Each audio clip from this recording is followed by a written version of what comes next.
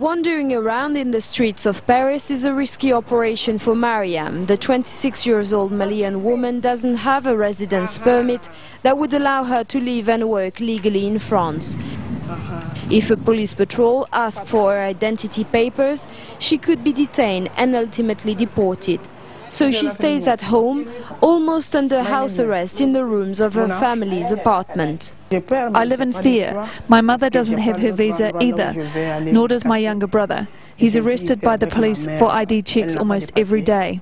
He cannot be deported because he's a minor, but it is very stressful. Living without papers is worse than being a dog in this country. And the pressure is increasing. Deportation of illegal immigrants has nearly doubled in the first half of this year, and the French immigration minister Brice Hortefeux says he wants 26,000 illegal migrants removed by the end of the year. Here in the 18th district of Paris lives a large African community.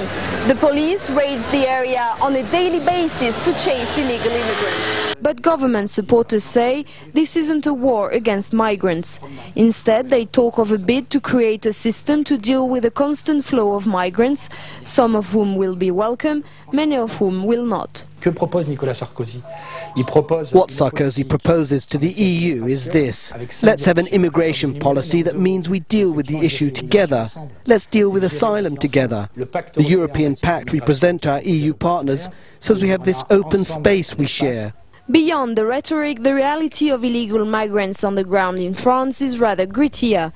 EU nations will soon have the power to detain migrants for up to 18 months while their cases are heard.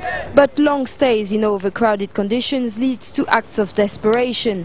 2 weeks ago, detainees inside the country's largest deportation center started a fire in protest at their plight. The prospect of new immigration code has also raised suspicion elsewhere.